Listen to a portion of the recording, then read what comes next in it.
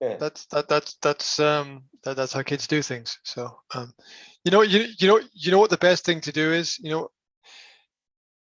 leave the kids to decorate the tree and then leave the tree, and it'll be terrible. Okay, it'll look Uh-huh. absolutely terrible. Yeah, and then people will visit and they'll be like, "Oh my God," but that's kids, right? Whatever makes you happy, If Yeah. it's Oh my God. We've all been there, right? We've all been there. We've all had that experience, right? We've all had Yeah. that experience where you're trying to look for the perfect Christmas tree, and the Mm. perfect real Christmas tree doesn't exist, there's always something that's Yeah. wrong with it. My older daughter always says to me when we talk, she said, she whenever I try to have a conversation with her, she says, "Is this going to be one of your 10-minute conversations, Dad?" Mm. I'm like, "Okay, I'll put it I'm like, I'll put it all in one sentence and I'll go away." And she's like, "Yeah, do that." I'm like, "Okay." So yeah, kids have got their own things that they remember and that they like and that they appreciate. I asked my kids if they wanted to, so I set up the tree and I asked my kids if they wanted to decorate the tree, and they said no. So I was like, yeah, whatever, fuck it, it doesn't matter. I'm like, what are we gonna do with the decoration? They're like, we can throw them around. Okay, so we just Mm. threw all the decorations around the room. And that was that was decorating for Christmas. Mm. Um, so it's more of an adult thing than a kids thing, I suppose. And trying to get everything to look perfect is sort of Yes. pointless. Um, just if you can get something that's averagely nice, and just trying to get all the lights to Yeah. be in the perfect position, and the reason why the children didn't want to decorate the Christmas tree was they said that it's not Christmas without Dad. So Uh, it's that Metallica song, isn't it? Sad but true. It's yes. like, Yes. Yes. yeah, Yes. Yes. Yeah. yeah. So yeah, it really is. It really is the sad truth of the situation. Like Mm. my son said, it's not Christmas without you. And I'm like, it's not. I'm like, on my side, it's not Christmas without you. So I mean, Yeah. it's the same on it's the same on both sides. And I asked my daughters what they wanted for Christmas, and they said, we want time with you. Mm. I'm like, well, Right. what about presents or gifts? Do you want anything? Do you want me to get you anything? And they're like, no, we just want time with you. Mm. So my relationship with my son has been much stronger over the last year, Mm. which is it's a good thing in general. It's a good thing for our relationship. There's a lot of other bad things happening, but Mm. um, that's positive. My all of the children are in therapy right now to try to cope psychologically Yeah. with all of the problems, which is which might or might not be a good thing. But for me, the biggest problem is something I don't like, which is professionals. There's a lot of professionals involved in helping, Mm. and they're making a lot of money Mm. from this situation, and I don't like that. I don't like children should be with adults who are not paid to be with them. If you understand that, if you understand what I'm saying there. Yeah. All of the people that they spend time with, almost Mm. almost all of the people they spend time with are paid to spend time with them. Mm. And that's not a real relationship, right? Because you don't pay your friends to spend time with you, right? I mean that's a ridiculous situation. So yeah, that, and at the moment we've lost 1 year of time together, which is a lot to lose. You console yourself with certain things like the children know the truth, right? The children saw everything that happened. Yeah. First of all, we have to find what works for us. We have to find a philosophy that fits into the world that we live in. And there are many different ways to navigate this problem. For me, one of the ways that helps is thinking about the truth as something that you don't tell to everybody, because the truth is something that you earn. It's a currency, really. Yeah. So the more friendship you develop with a person, the more truth you share with them. It's about trust. Yeah, exactly. That's the core of it. Yeah. So you have to learn to trust somebody, and the old business phrase, know, like, trust. Yeah. Yeah. First you get to know somebody, then you decide if you like them, and then you develop trust with them. And it is the brand is the same. If you've got a company, right? People get to know the brand, they decide if they like it, and then they trust or they invest in the brand. And it's very similar in human relationships. And so that element of and trust, once trust is broken, that's really hard to put back together. It's almost impossible. Yeah. And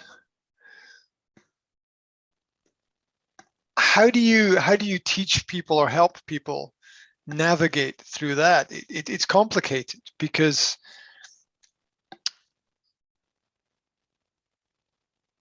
children are going to have to make very difficult decisions about their parents, and they're going to hear stories. Some of them will be true, and some of them will not be true. That is the nature of people. And they're going to have to make a decision. They're going to have to decide what they want to believe. And that belief is going to shape their actions and what they do in the future. Everybody's predominant belief shapes their life. That's the way we live. We have a belief, and that leads us in a certain direction. Belief is different from faith. Faith is beyond belief. It's belief is based on actions that can be proven to you and your own experience. Belief is based on the past. Faith is based on the future. That's the difference. You believe based on your experience, but faith is something completely different. Faith is in future events that are not under your control. And so it's the important thing is getting children to develop positive beliefs about themselves and the world around them, and still having faith that the future is going to be okay. Because if the past is broken, it's really difficult to navigate forward in that situation. And part of that is recognizing things that are not true, recognizing a lie, and being able to verify your own experience, which is really hard for a child, because the children don't lie, as you pointed out very clearly. Children tell it as it is. But adults are not that smart. Adults very often don't tell it as it is. Adults, and there's a practical side to thinking, but there's also overthinking when you think too much about something, or they're trying to get what they want out of the situation. some kind of manipulation. And that's to me where I solve that problem by bringing God into things, by saying the actions are mine, but the results are God's, so that I don't have to think about what the result is going to be too much. And I had this debate with my lawyer before I fired him, where my lawyer was saying we have to think about what the other side are going to argue. We have to think about what the other side are going to say. And I said, I understand that. But in my opinion, better is to tell the truth and just let it be. Just tell the truth and just let it be. And the other side will argue as they want to argue. And if we spend a lot of time thinking about what they're going to say, we're not going to be focused on a core message that we want to give. Yeah, but I would say it's in this case it's about tactic.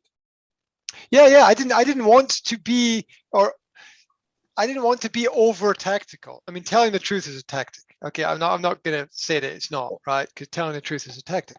But you can get lost in all the tactics. Look at all the businesses that fail every year. Look at all the products that fail every year, and they fail for lots of different reasons. But in order to launch a product, you need some strategy or some tactic or some method or some understanding or something there, and there's always going to be some outcome. But I've always believed in the organic process of things, which is kind of weird because you have to do something in order to create something. And like, for example, with a lot of things that I've done online, I see a lot of people promoting their work and promoting. And okay, a promotion matters if it's important to you. Like people said to me, oh, your YouTube channel should be bigger. I'm like, whatever.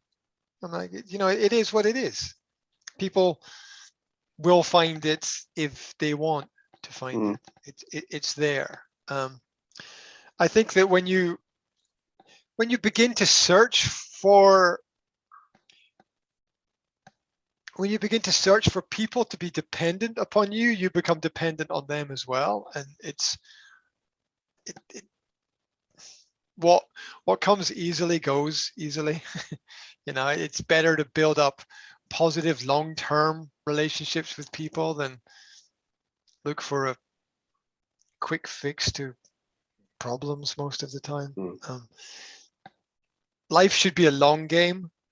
You play the long game, not the short game. That's always been, that's been my philosophy for the last 5 to 10 years, is think of it as a long game and do what you need to do today for the long game. And the short term is whatever it is, right? Think about it like fitness. Yeah. Is your target and goal where you want to be at the end of the month or the end of the year or the end of 5 years? Or, think about the long game. Think about 5 to 10 years and think about what you can do today that'll help you then, and slowly progress and work on it like that. And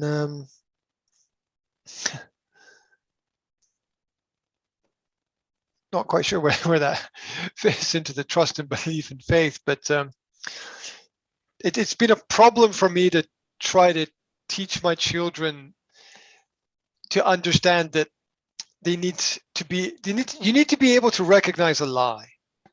You need to know when someone is lying to you, because if you don't, your whole future is fucked. Okay, if you can't tell when someone is not telling the truth, then you're going to make a hell of a lot of mistakes, and your life is going to be very complicated and maybe even painful and tragic if you don't recognize when something is not right. And I think if you're going to learn one skill in life, that's the skill you need. And that's what I told my son. I said, you're going to learn a lot of skills in school, but you're not going to learn the most important skill. And that is to know what the truth is.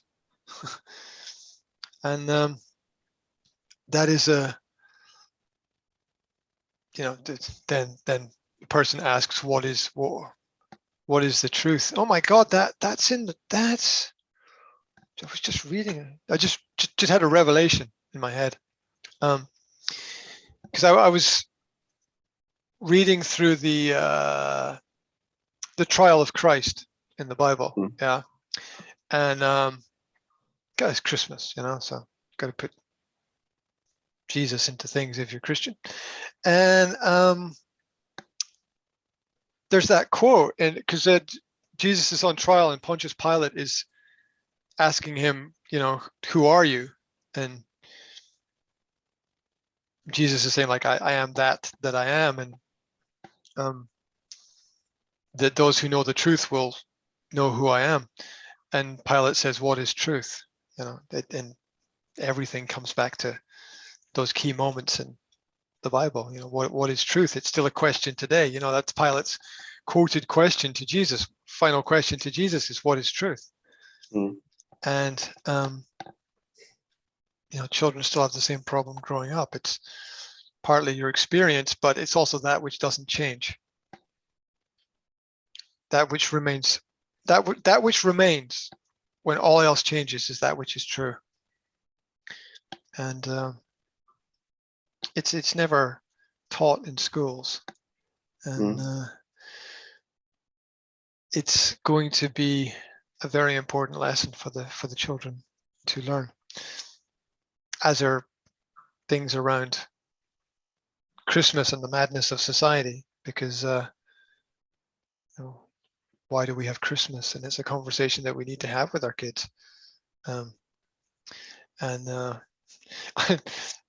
had an argument with my mother about that this week. So arguing with my mother. I had an argument with my mother about that this week.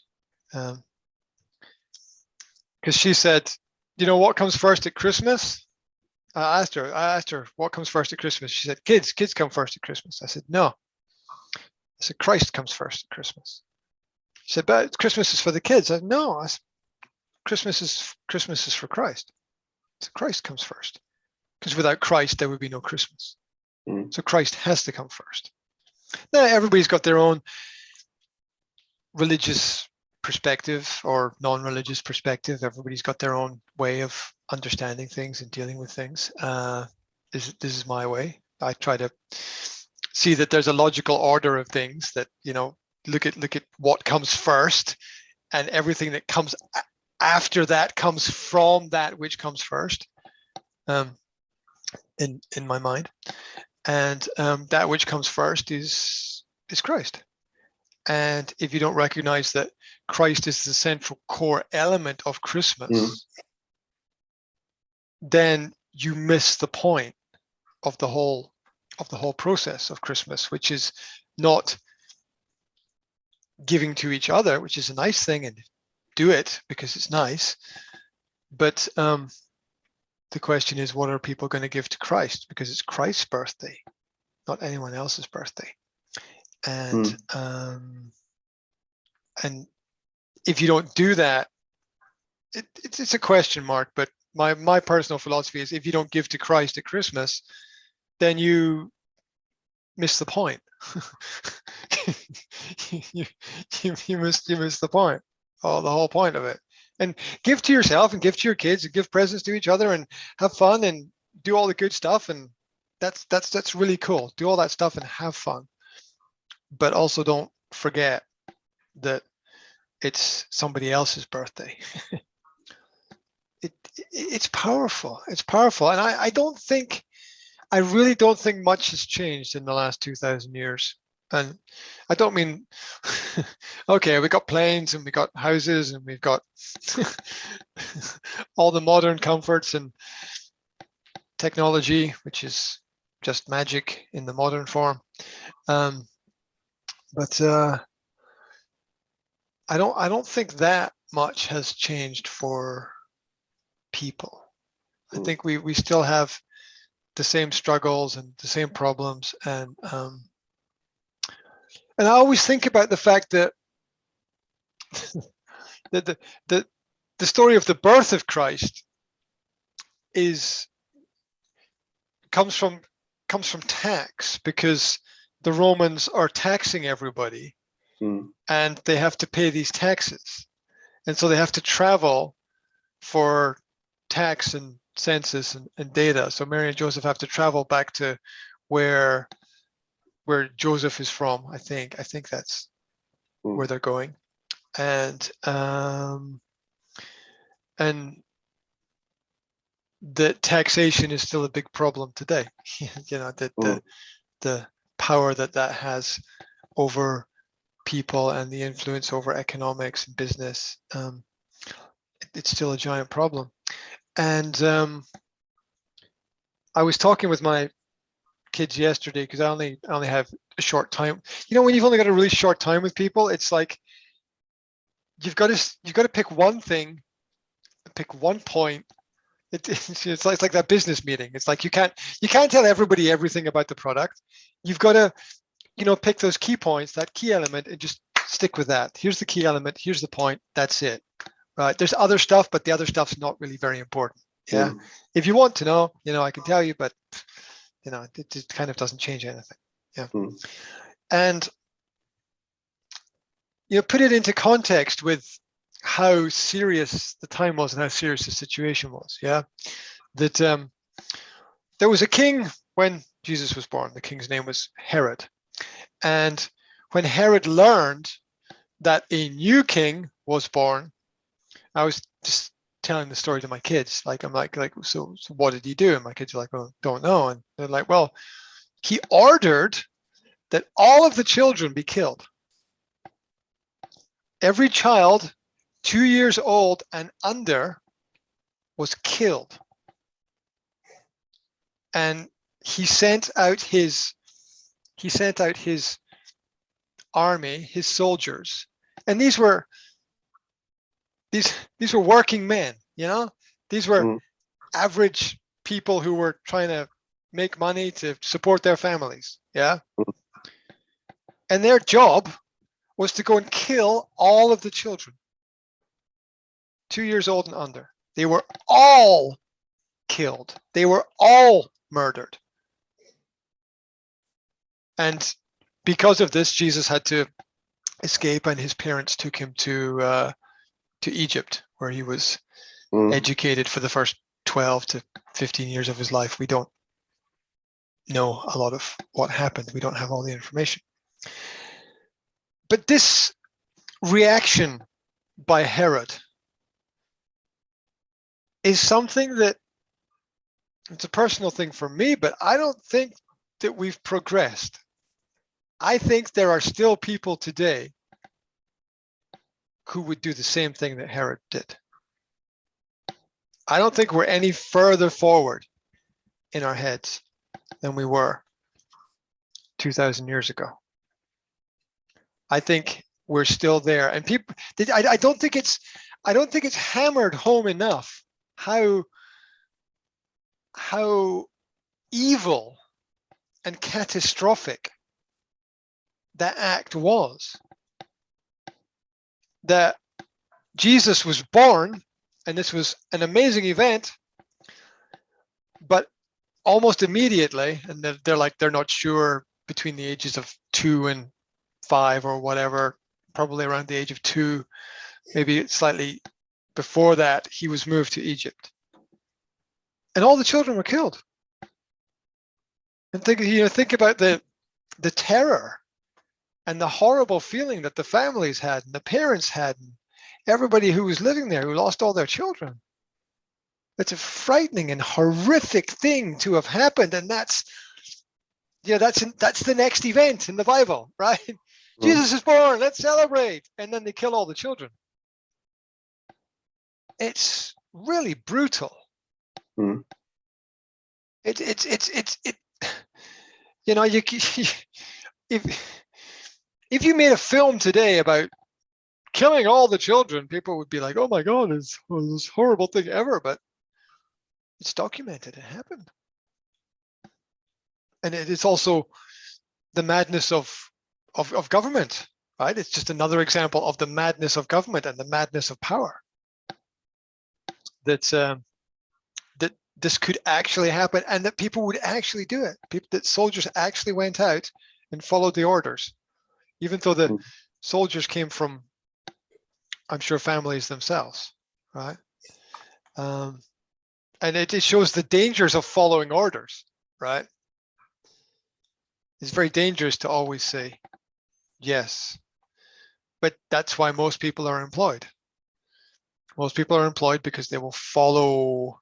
Some people are employed because they have skills, but a lot of people in a lot of positions are employed because they will do exactly what they are told. And that's not always the right thing, as we know. history teaches us those who follow without thinking have well, society has problems if that happens. So so I was so that was the lesson for my kids, which is a pretty brutal lesson, but fuck, life is real. I'm sorry, you know, the people are killed in car accidents every day, right? Life is real. I'm sorry. Death is a part of life, and we die in different ways, and we have to protect ourselves, and we have to be careful. And some adults are bad, and Herod was a bad man, probably from a very bad family. And these people still exist today. We have bad people in bad families today, and we have to be careful, because not everybody is doing things that are going to benefit you. Yeah. Why is there an ice cream van in a lot of horror films? I've talked about this with my son, but not my daughters, because I think they're too young for this point. But why is there an ice cream van in a lot of horror films? It's iconic, because what do children love? Right? Children love ice cream. And the ice cream van is, children will always follow an ice cream van. A van that sells ice cream. Children will always follow it wherever it goes. And you know, that's symbolic of the dangers of things. If you look at mythological history, here's just a little cross-relevant point. If you look at mythological history, there's a character called Pan. He had a pipe called the Irish call it the Pan pipe. You know what I'm talking about? The instrument that you blow into, and it's got these, and you see these gypsies in the street sometimes with their guitars and their pipes, and they're excellent. They're excellent musicians. The music is quite terrible in my opinion, but as musicians, they're fantastic. I don't really like pan pipes, but anyway, so you know, Pan was this mythological character who took people away, especially children, from their families. And from a mythological, from an imprinted psychological, historical, mythological human experience, biblical as well, nothing has changed. For in a pandemic, which is pan and demon, a lot of people will be taken away from people that they love. And a Pan as a god character was very jealous and very envious and caused a lot of destruction and a lot of harm. And a lot of people died as a result of his actions. And pandemic, if you look at the origin of the word, it means the people taken away by evil. And I think people use the word, but they don't think about what it actually means, as with many things. People use the word, but they don't. People use words, but they don't actually think about what the words mean, and what words mean is quite important. Simply, you see it on a daily basis where if people use positive. We talked about it before. If people use positive words, it's a lot different from if people use negative words. More easily seen in marketing with products. You use the positive words and the positive terminology, and language game, isn't it? It's a language game. The result is the same. The prices go up, but we use different words to try to make everything a little softer for people, so that they're more comfortable with everything that's going on. So anyway, the mythological stories are still true today and very important, and a lot of people still don't quite understand the bigger picture of things.